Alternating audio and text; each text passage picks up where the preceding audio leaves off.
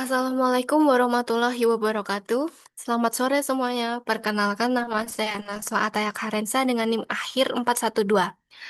Jadi di sini saya akan mempresentasikan tentang analisis kasus Rita Crodwell di Kota Daxon bukan hanya sebagai peristiwa kriminal, tetapi sebagai studi kritis mengenai bagaimana lemahnya tata kelola dan etika profesi dapat melumpuhkan sebuah sistem pemerintahan. Nah, jadi di sini ada profil kasus. Rita Crodwell bukan sekedar pelaku biasa. Selama 22 tahun ini, ia berhasil menyembunyikan penggelapan dana sebesar 53,7 juta dolar dari kas kota Dixon. Yang mengejutkan adalah skema yang digunakannya relatif sederhana, namun sangat konsisten, yaitu melalui akun bank siluman bernama RSCDE yang seolah-olah memiliki pemerintah, namun dikendalikan secara pribadi oleh pelaku. Nah, hal ini tuh mengakibatkan krisis anggaran yang nyata bagi layanan publik di kota tersebut. Nah, yang selanjutnya adalah analisis fraud triangle. Mengapa hal ini bisa terjadi secara konsisten? Nah, jika kita tinjau dari teori fraud triangle, ada tiga faktor yang bertemu.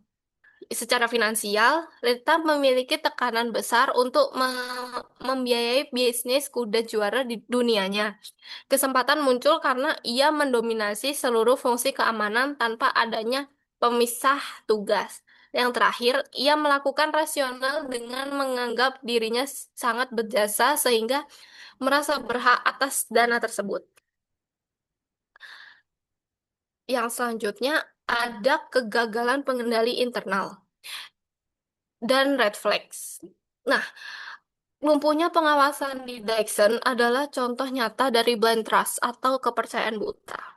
Tidak adanya mekanisme cek dan balance membuat Rita memiliki kendali mutlak atas otorisasi hingga rekonsiliasi kas. Padahal jika kita jeli tanda-tanda atau red flags berupa gaya hidup mewah yang sangat jauh di atas gaji resminya sudah terlihat jelas secara bertahun-tahun.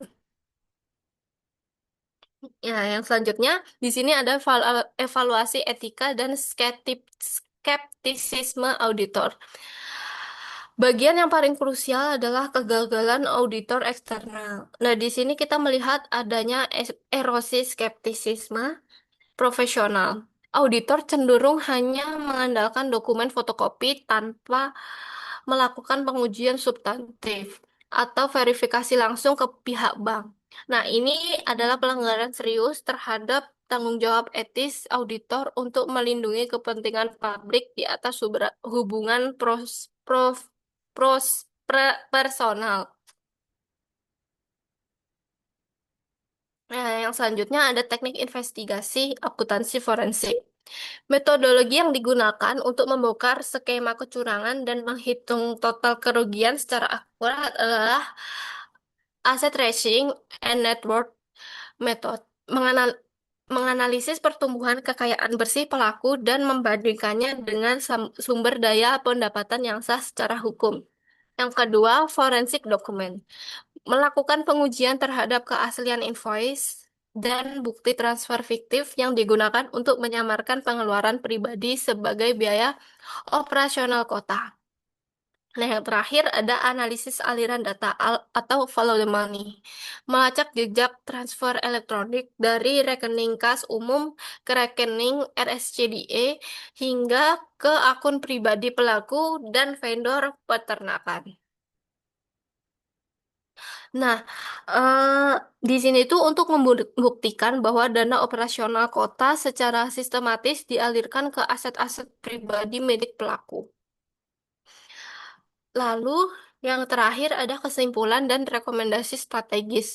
Nah, sebagai penutup, kasus ini memberikan pelajaran bahwa integrasi tidak bisa hanya diserahkan pada individu, melainkan harus dibangun dengan sistem. Rekomendasi strategi saya adalah penerapan pemisahan tugas yang ketat, pelaksanaan audit investigatif secara berkala, dan pembangunan budaya whistleblowing yang aman. Eh, di sini ada tambahan dari restrukturisasi pengendalian. Misal seperti memisahkan tugas yang ketat dari otorisasi pencatatan dan penyimpanan aset yang harus di tangan orang berbeda. Dari audit investigatif berkala melakukan audit mendadak atau surprise audit dan rotasi jabatan untuk mencegah terjadinya kolusi dan kenyamanan dalam posisi strategis. Nah, selanjutnya untuk budaya whistleblowing, menciptakan lingkungan yang mendukung pelaporan pelanggaran secara anonim tanpa rasa takut akan retribusi atau tekanan sosial. Sekian yang dapat saya sampaikan, kurang lebihnya mohon maaf. Wassalamualaikum warahmatullahi wabarakatuh.